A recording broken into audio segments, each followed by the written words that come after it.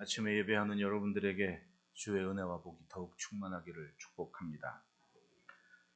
에덴 동산에 있던 인류의 조상은 사탄의 유혹에 하나님께서 금하신 선악을 알게 하는 나무의 열매를 따서 먹었습니다. 그것은 주의 말씀의 경계를 인간이 넘어선 것을 의미합니다. 사탄이 곁에 온 순간 인간의 욕심이 결국은 제한을 넘어버린 겁니다.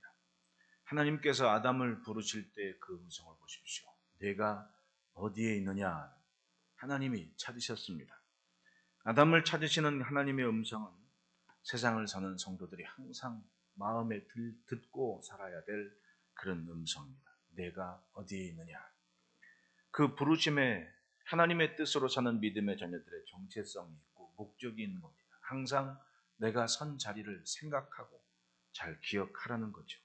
사탄은 바로 그 자리를 흔들고 그 의미를 흐려지게 만드는 겁니다. 사도 바울께서 말씀하십니다. 에베소 4장 27절에 마귀에게 틈을 주지 말라.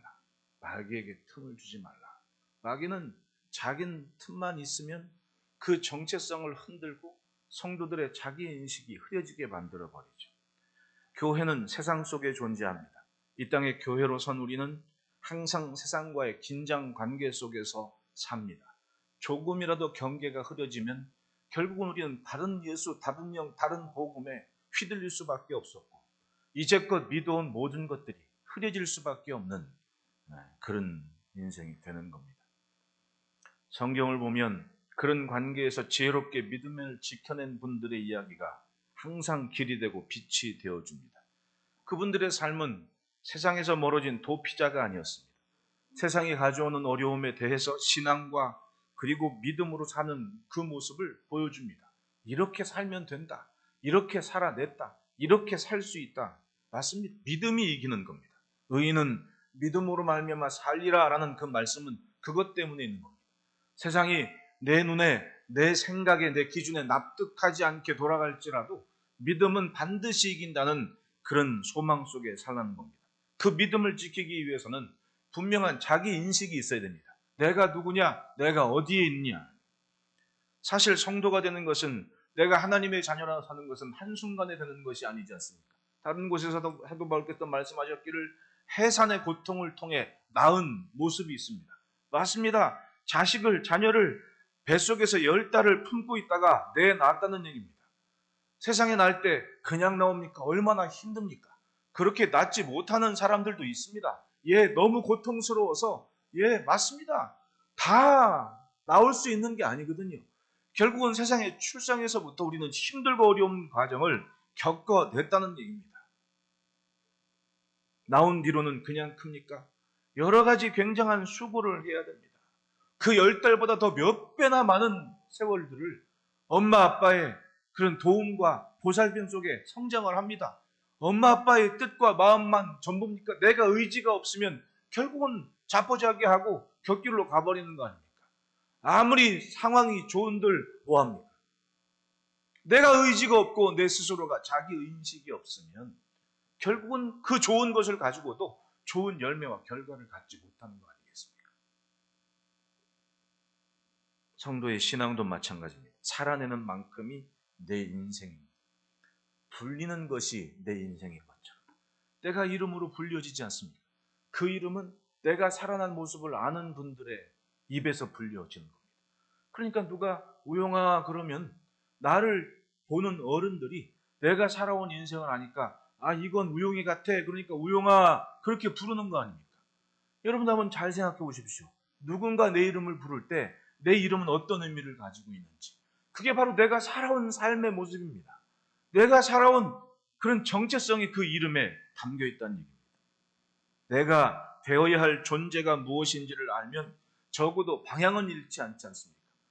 아기가 세상에 나올 때 엄마 아빠가 이름을 집니다. 얘는 누구다. 그냥 짓겠습니까? 여러 가지 소원과 뜻을 품고 이름을 불러줍니다.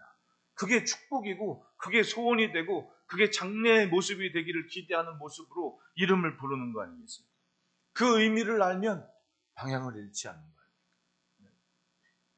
2절 말씀에 내가 하나님의 열심으로 너희를 위하여 열심을 내노니 내가 너희를 정결한 처녀로 한 남편인 그리스도께 드리려고 중매함이로다. 사도 바울께서 고린도 교회 성도들에게 하신 말씀에서 그들을 향한 소원이 있고 그들의 갖추기를 원하는 정체성, 자기 인식을 찾을 수가 있습니다. 그건 한 남편 그리스도를 위한 정결한 처녀가 너희다. 내가 너희를 그렇게 중매했다, 소개했다.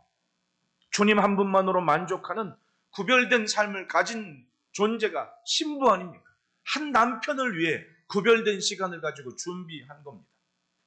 고린도 지역은 고대 그리스 시대 때부터 대단한 도시였습니다. 입지 조건이, 지리적인 조건이. 사도 바울 당시에 기록된 고린도 교회는 한번 그 고대 그리스 인력에 있었던 지역에 있었던 전쟁으로 완전히 쑥대밭이 난 다음 주전 44년경에 로마에 의해서 다시금 재건된 상황을 얘기합니다. 옛날에 좋았으니까 로마도 그걸 알았겠죠. 다시금 도시를 재건하면서 옛날의 부귀 영화를 그곳에 안겨주고 다양한 인종과 다양한 곳에 있는 사람들이 그곳에 모여서 장사도 하고 물류와 유통의 중심으로 그렇게 성장했던 곳입니다.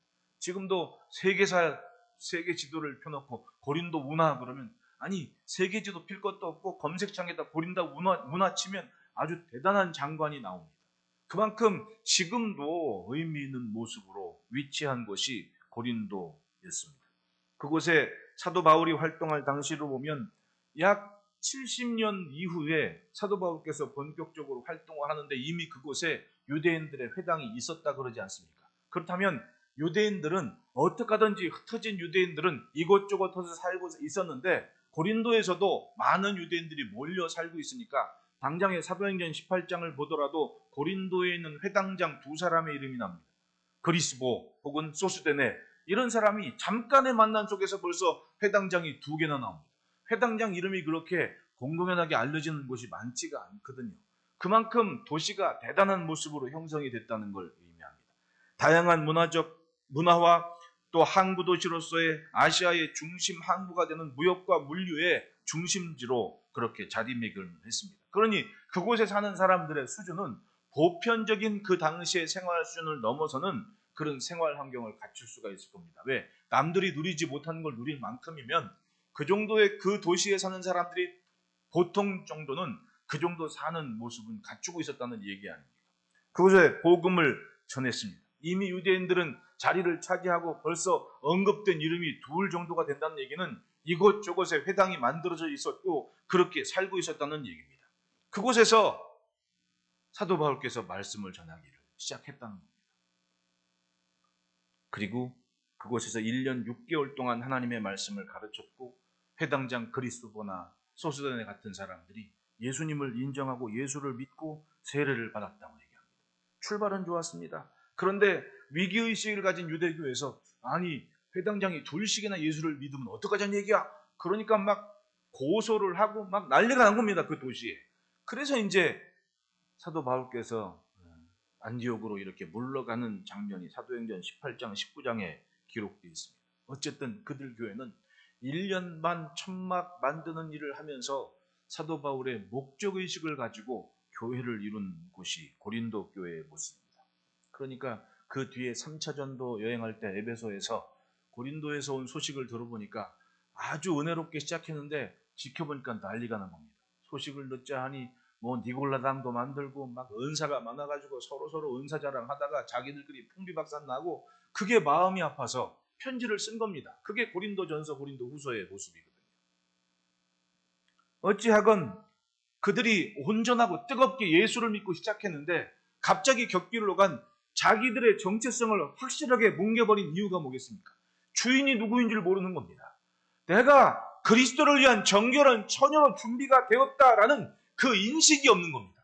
오죽했으면 고린도후서 마지막 부분에 너희는 내가 한 남편 그리스도를 위해서 정결한 처녀로 중매한 사람들이야 라고 얘기를 했겠냐고.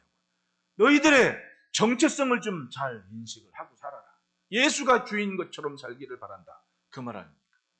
그런데 사도께서 자리를 비우고 박해가 있고 고난이 있는 동안 거짓 교사들이 와서 사도들과 교회 사이에 이제껏 알고 있던 그런 복음에 이간질을 하는 겁니다.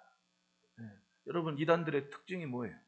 잘 짜여진 곳에 밥숟가락 얹는 사람들이 이단들 아닙니까? 안 그래요? 이단들이 안 믿는 사람 전도하는 거 봤어요? 잘 믿는 사람들 위해 밥숟가락 얹는 사람들이 이단들 아닙니까? 어제 보니까 친구가 그저께 보니까 친구가 전화가 와서 나 인터뷰해야 돼. 뭔데?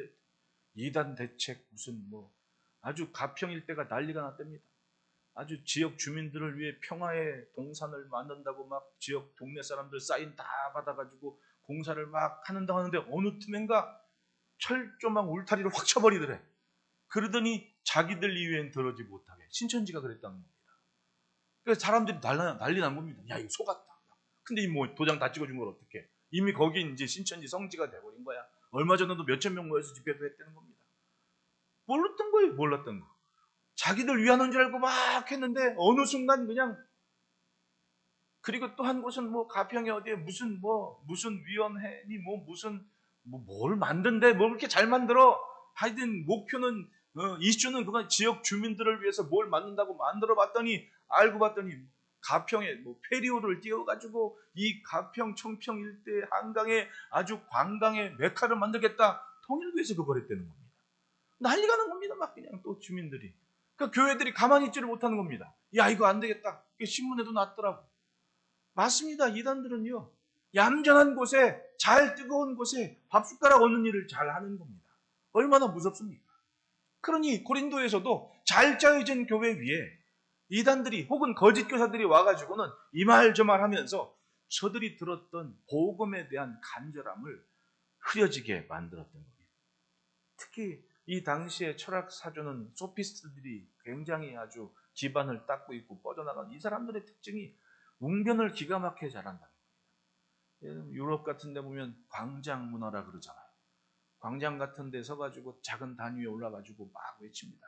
지금도 그런 흐름 때문에 워싱턴 같은 데도 조금만 단 있으면 막 떠들어요. 사람들이 서가지고 막 얘기하면 그 말이 그럴듯한데 그럼 거기에 점점 사람들이 모여들어서 하는 겁니다. 그게 이제 그 고대 때부터 내려온 모습인데 그걸 잘하는 사람들이 소피스트들이었거든요. 그 사람들이 와서 이 말 저 말 하고 교회에 대해서도 이 말 저 말 하니까 사도 바울하고는 좀 다르거든요. 말하는 거나 그러니까 보편적인 신학자들이 그런 얘기, 사도 바울을 연구하신 분들도 그런 얘기를 합니다. 성경에 기록된 사도 바울의 증언에 따라 알력, 즉 눈이 좀 잘 안 보이시거나 아니면 얼굴이 못생겼거나 아니면 간질병이 있거나 여러 가지 얘기들을 하거든요. 그러니 그런 분들이 말씀 전하다가 꼬꾸라지고 막 하니까 성도들이 보기에도 아이고 좀 안 됐다, 불쌍하다, 긴장은 하는데 그러다가 어느 날 이 소피스트들 같은 말 잘하는 사람들이 와가지고 교회에서 한번 딱 얘기하니까 한마디만 하면 막 아주 혹하는 거야.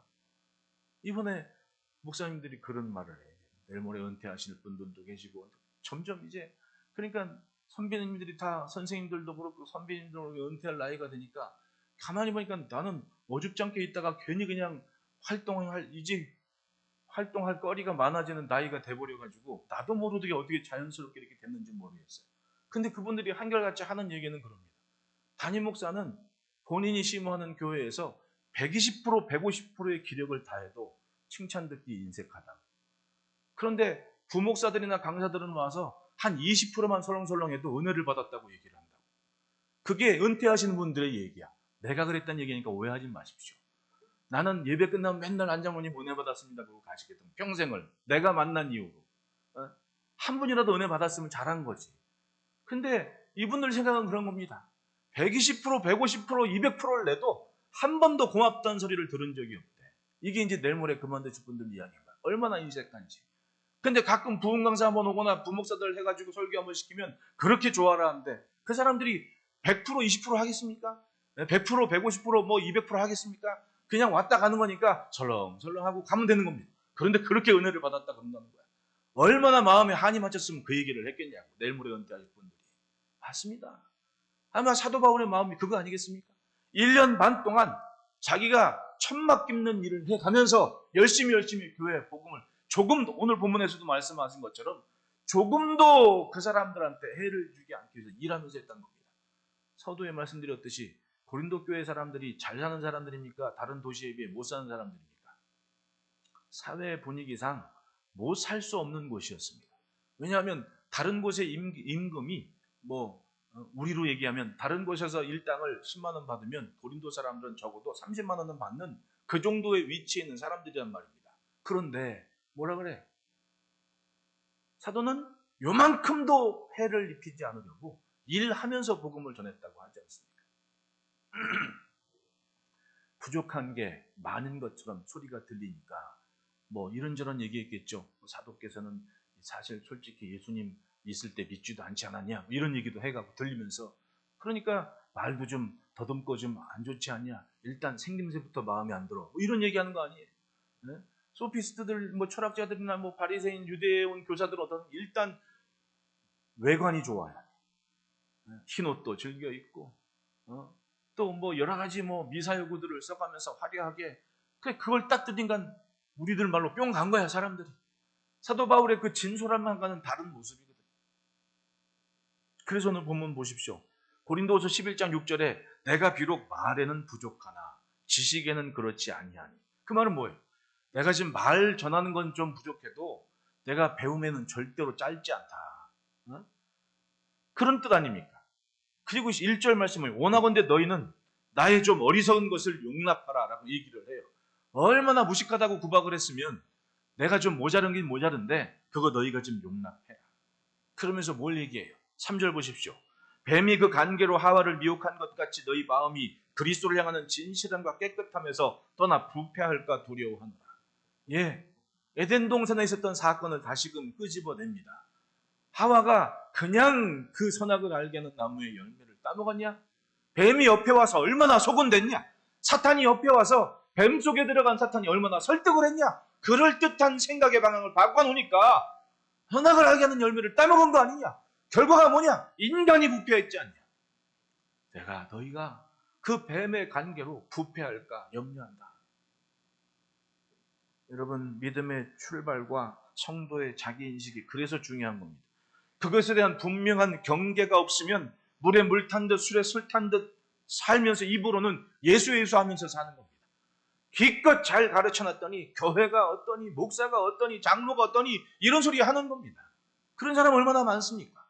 기껏 열심히 남다르게 아주 그냥 관심해서 집중해서 잘 케어해놨더니 이제 좀 알만하니까 교회가 어떠니, 무슨 권사님들이 이러면 안 된다더니 저러는, 본인이 어떤 은혜 위에 자라는지를 모르는 거예요. 자기 인식이 무너졌습니다. 그 순간 감사도 없고 고마움도 없는 거예요. 내 믿음을 흐리게 하는 것들을 분별해야 됩니다. 내게 듣는 것, 들리는 것, 그걸 잘 분별하라는 겁니다. 지금도 우리 사회에 한 가지 이슈로 등장한 게 문제로 등장한 게 뭐예요? 유튜브 아닙니까? 유튜브. 그 15초 내지는 뭐 1분 이러고 거기에 뭐 온갖 잡다한 얘기를 다 들어가지고 아주 눈물의 여왕 한 편 보기를 이런저런 썰을 한 10개는 봐야 돼. 눈물의 여왕이 뭔지 모르는군요, 우리 권사님. 네? 오늘 마지막 회래. 마지막 회. 큰일 났어요. 김지연이 기억력을 잃어가지고. 그거 좀 찾아야 되지 않겠어요? 오늘 마지막 회래요. 한번 보시라고. 맞습니다. 그거 한 편 딱 보려면 아주 일주일 전부터 이랬다 저랬다 얼마나 많은 얘기를 짜집게서 내듭니까? 네? 웃기잖아요. 그런데 알고 보니 시대의 사조가 그런 겁니다. 예수를 믿는 것도 신앙생활하는 것도 이러니 저러니 오만잡다한 얘기가 막, 옛날 어른이 한 말이 생각나요. 홍수 때는 사람들이 물을 산다고. 맞아요. 홍수 때는 물을 사야 돼. 물은 넘치는데 마실 물이 없는 거 아닙니까? 다 들어오져가지고. 이번에도 보니까 뭐 목사님들 뭐 하셨는데 절반 이상이 막 배탈이 나가지고 그게 별일. 아니 뭐 한 음식점이 이상하면 한꺼번에 배탈이 나야 될 거 아니야. 어떤 사람은 둘째 날, 어떤 사람은 셋째 날, 어떤 사람은 집에 와서. 그게 내가 물이 참 중요하구나. 우리는 아리수라 그러잖아요. 외국 사람들 우리나라 오면 우리나라 물은 수도꼭지 물도 마셔도 된다고 얘기해요. 자기 나라에 비해서는 엄청 정화시설이 뭐니 안 좋으니까. 그게 그런 생각을 해요. 필리핀 정화시설이 어느 만큼 될까 하니까 상추 물에 씻었다고 함부로 먹을 건 아니더라고. 왜? 그 물이 오죽하겠냐고. 그 물이. 그런 생각을 하니까 야, 이 물이 물 때문인가 하는 생각도 하게 되고, 그러면서 우리 선생님이 절대로 얼음 먹지 말라고, 갈 때부터 얼음 먹지 말라고. 그렇지, 그물로 얼렸으니까. 그렇다고 우리 밥 먹는데 생수로 씻어가지고 주진 않을 거 아니에요. 그 말씀 들으니까 야, 날씨는 한 36도니 뭐 최근 들어 제일 어떤 지역은 48도까지 올라가가지고 아주 말도 아니었는데 그 뜨거운 날 그 좀 안 좋은 물갈이를 하니까 탈이 날 수밖에 없지 않나 생각을 해요. 마찬가지입니다. 듣는 거, 그래서 필터링을 잘하라는 얘기입니다. 잘 거르지 않으면 나도 모르게 어느 순간에 마귀의 간계로 내 자리를 흐리게 만드는 겁니다. 그러므로 따라합시다. 나는 그리스도와 약혼했다.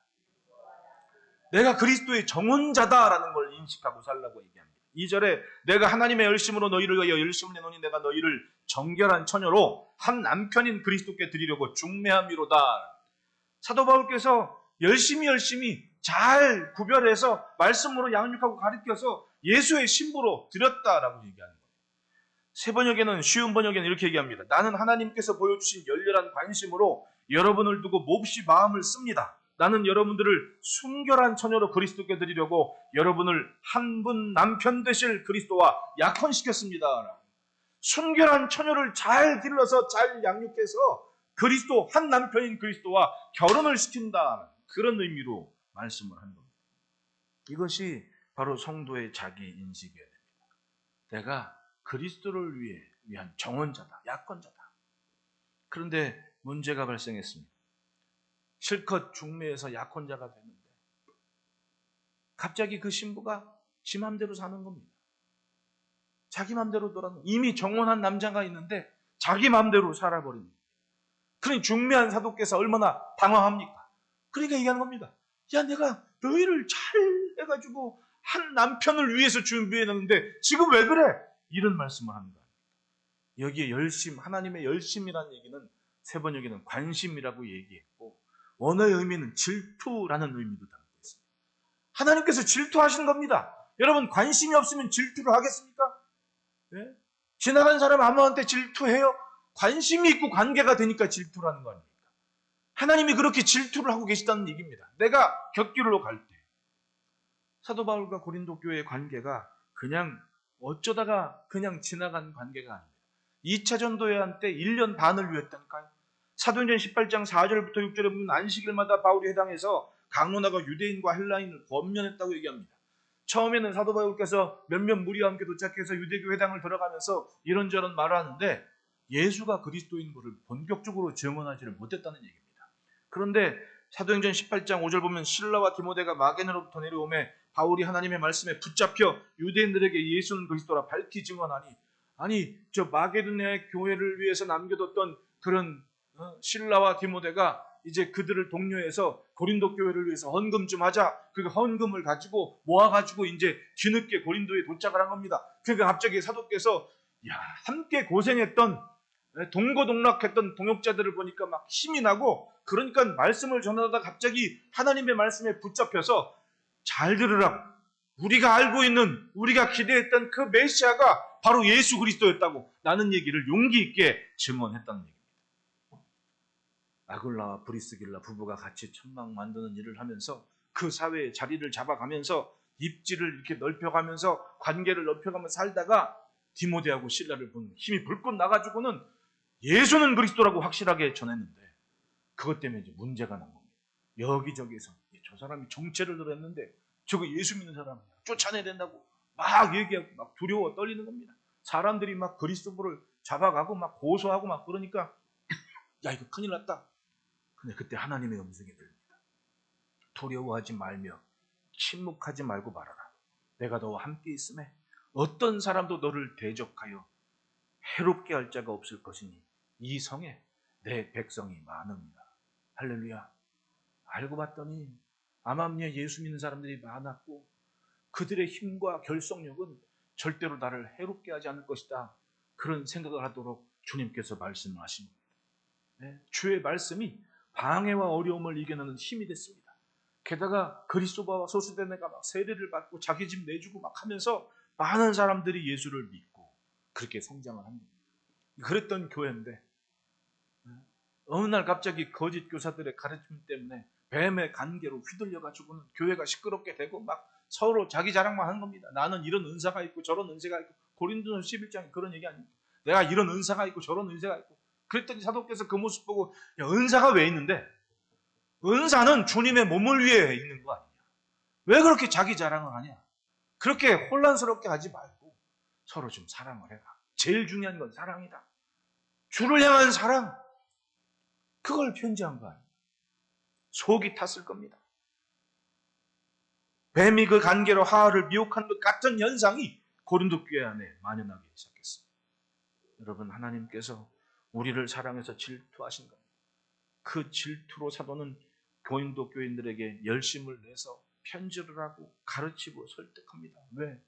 따라합시다. 하나님은 빼앗기지 않으신다. 그렇습니다. 하나님께서 나를 빼앗기지 않으시려고 붙잡고 계시기 때문에 말씀이 들리게 하고 자기 인식과 정체성을 분명히 하는 겁니다. 여러분, 신부는 한 시간을 위해 가장 아름다운 모습을 준비하지 않습니까? 그리스도를 위해 그렇게 준비했던 겁니다. 결혼식 날 입장하는 신부가 저 앞에 신랑이 있는데 저 회중석에 있는 자기 남자친구한테 빠이빠이 하면 기분 좋아요, 나빠요? 정신 나간 사람이지. 안 그래요? 그 얘기를 하는 겁니다. 한 남편인 그리스도를 위해 순결한 처녀로 준비됐다. 내가 주의 신부라는 것을 항상 기억하며 삽시다. 둘째로는 따라합시다. 듣는 것을 분별하자. 3절에 뱀이 그 관계로 하와를 미혹한 것 같이 너희 마음이 그리스도를 향하는 진실함과 깨끗함에서 떠나 부패할까 두려워하노라. 멀어지면 썩는 겁니다. 주님께로부터 멀어지면 썩을 수밖에 없습니다. 냉장고에서 꺼낸 음식 하루만 지나도 이제 썩어버리지 않습니까? 못 먹는 겁니다. 주님께로부터 멀어지면, 듣는 것을 분별하지 않으면 그렇게 썩는다는 거예요. 사탄은 인간으로 하여금 해서는 안 될 생각으로 방향을 이끌었습니다. 여러분, 사탄이 선악과를 떠먹여준 겁니까? 인간이 따먹은 거 아닙니까? 그건 뭐냐면 생각의 방향을 잠깐 바꿔주는 겁니다, 사탄이. 그러면 정신을 차리고 거긴 빨간불이야, 파란불은 여기야. 돌아와야 됩니다. 그런데 어떡합니까? 미련 맞아서 쫓아가는 겁니다. 멀어지니까 어떻게 해요? 썩을 수밖에 없는 거 아닙니까? 하나님의 뜻을 왜곡하는 언사로 하와의 생각을 어지럽힌 겁니다. 영생은 하나님을 의지할 때 가능한, 하나님만 바라봐야 됩니다. 어느 누구도 인간의 힘으로 그걸 얻을 수는 없는 거예요. 그래서 사람은 늘 하나님을 의지하고 좋게 사는 거 아닙니까? 에덴 동산에서는 하나님도 보시기에 심히 좋았다라고 하시지 않습니까? 그런데 그걸 싫어하는 존재가 누굽니까? 사탄 아닙니까? 사탄이 뱀에게 틈탄 건 그 이유입니다. 익숙하거든. 익숙한 거예요. 그러니까 거기에 딱 들어가서 늘 있는 것으로 본 거 아닙니까, 인간이. 동산에 늘 있는 동물이었습니다. 그러니까 경계심이 없는 거지. 중요한 건 사탄이 그 안에 들어가 있다는 겁니다. 그러면 뱀이 말을 하네? 잘 생각해 보라고. 그랬더니 스스로 답을 내요. 죽을까 하노라라는 그 말에 설득이 됩니다. 아, 그래. 하나님과 같아진다고. 자기 스스로 결단을 내립니다. 그리고 어떻게 해요? 하지 말라는 걸 굳이 합니다. 그리고는 어떻게 돼요? 온 인류를 죄로 물들이지 않았습니까? 미련하게도 뱀의 축혀 세움에 아부에 넘어가서 하나님과 틈을 내고야 말았습니다. 그 결과 인류가 죄의 후손이 되게 만들었던 겁니다. 예수님은 그 잃어버린 기회를 다시금 회복하기 위해 오셔서 온전히 순종하고 충성하고 목숨 바쳐 한 제물이 되시면서 우리에게 생명의 길이 되신 겁니다. 여러분, 하나님의 뜻에 순종하고 복종하기 싫으면 십자가도 의미 없고 영생도 필요 없는 그런 인생으로 삽니다. 그것이 오늘날 마귀가 하는 거 아닙니까? 주님을 향한 열심과 헌신을 주님 앞에 지켜가는 모습을 자꾸만 잃어버리게 만들어 저 세상 것의 가치보다 못하게 생각이 되는 겁니다. 나는 하지 않아도 될 것 같은 그런 안도감을 갖게 합니다. 누가? 사탄이. 뱀의 관계로 내 생각의 방향을 틀어놓는 겁니다. 교회 안에서도 그런 일들이 많습니다. 왜 은사 많은 교회가 문제거리가 됐습니까? 주님을 위한 은사가 아니라 자기 자랑이 되어버린, 나는 이렇게 했는데, 나는 저렇게 했는데, 막 저렇게. 제가 목사로서 이런 말에서 진짜 죄송하지만 얼마나 예배 드린다고 예배 참석 못한 사람 구박했어요. 여기 계신 분들이 아니라. 어떤 사람은 자기 예배 안 빠진다고 그렇게 예배 못 드리는 사람들을 구박하더라고요. 근데 요즘 같은 때가 농사 짓는 시대가 아니지 않습니까? 이젠 직장 이동 거리가 여러분 지금은요. 여러분 한번 새벽에 동부간선도로 한번 나가 보십시오. 저 동부간선도로 처음 생겼을 때 장안동에서 상계동까지 7분 걸렸어요. 7분. 지금 장안동에서 상계동까지 오려면 40분 잡아야 돼. 이동하는 사람이 그렇게 많다는 얘기입니다. 그 말은 뭐예요? 직장 반경이 그만큼 넓어졌다는 거예요. 이제는 이 교회 주변의 사람들이 몰려나는 농번기 시대의 그런 생활 환경이 아닌 겁니다. 어떤 사람들은 교회에 오려면 한 3시간은 와야 돼. 그런 시대인 겁니다. 그런데 그렇게 얘기해. 나는 예배를 안 받는다고. 그걸 얼마나 자랑했습니까? 근데 그게 확실하게 꽝 된 계기가 된 거야. 언제? 팬데믹 때. 아예 못 모였거든. 못 모였거든. 그게 자랑이 아니라는 겁니다. 그건 자기의 경건 생활을 가지고 다른 사람을 쉽게 평가하거나 판단하지 말라는 거예요. 어떤 사람은 주일 한 번 지키기 위해서 자기의 모든 일정을 다 포기하고 나는 이날 한 교회를 섬기는 직분자로 교회에 왔습니다. 이런 사람들이 있을 수 있잖아요. 맨날은 못 오지만 그렇다면 내가 새벽 예배 오지 말라는 얘기 아니니까 절대로 오해하지 말고 들으라는 얘기입니다. 한 교회의 생태계를 얘기하는 겁니다. 지금의 생태계가 이렇다라는 얘기를 하고 싶은 거예요.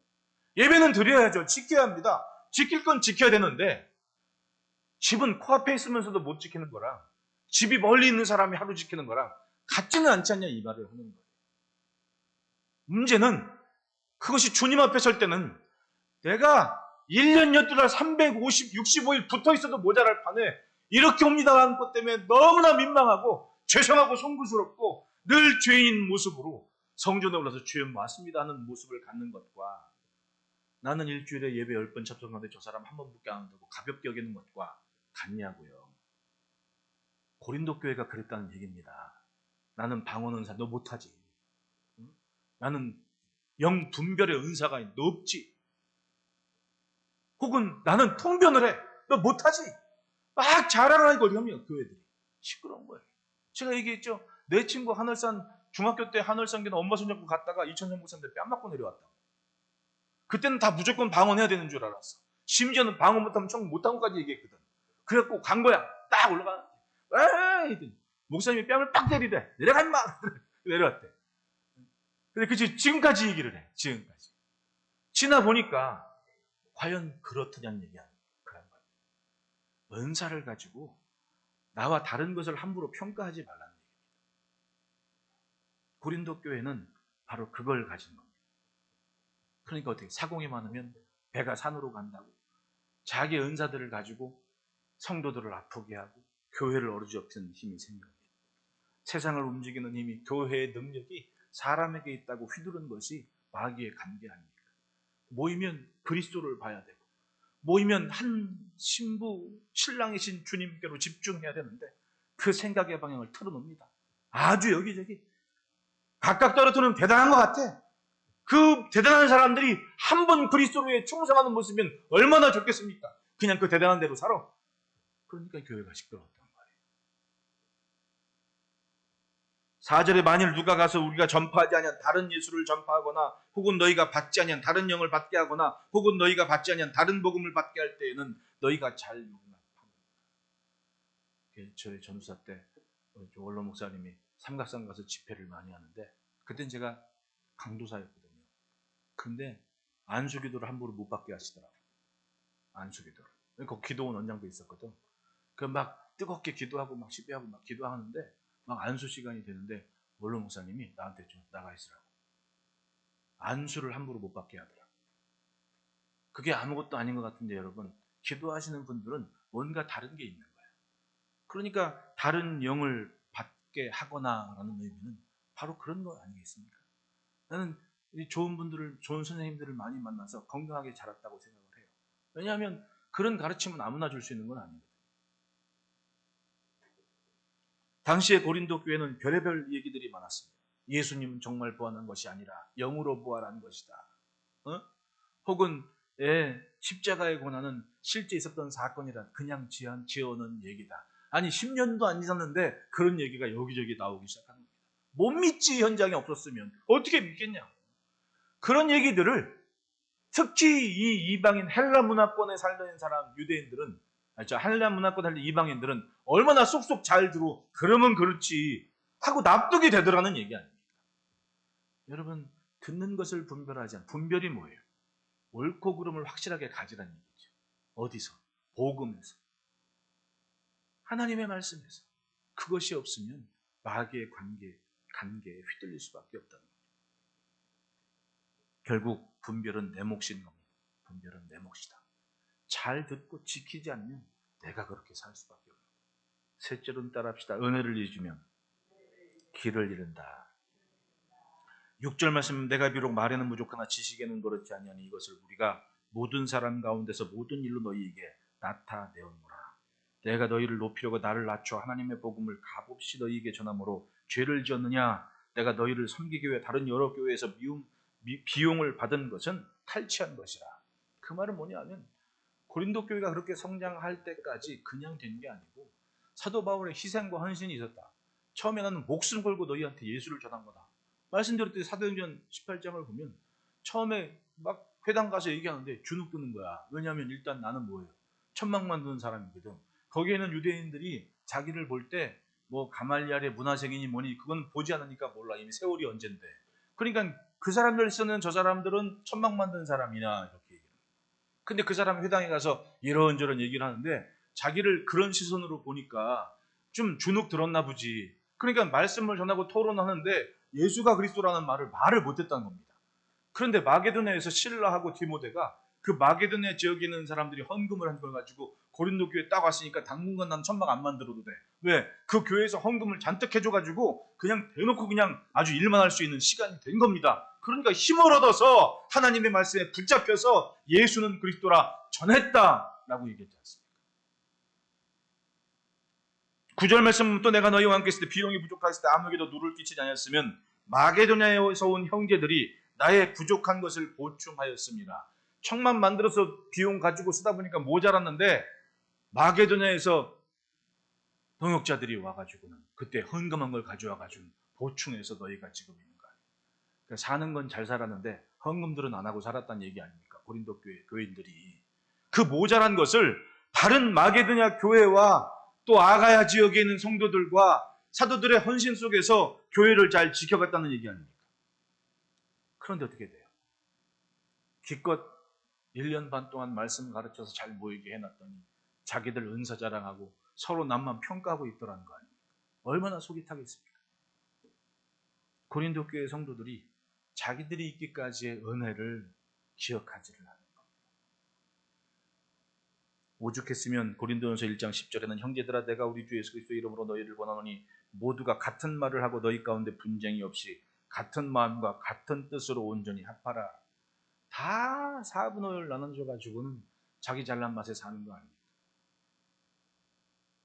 다른 것만 이야기하기 시작했습니다. 특히 은사면에서는 내게만 있는 것을 자랑합니다. 같은 것을 얘기하기보다 다른 것만 얘기하기 시작했습니다.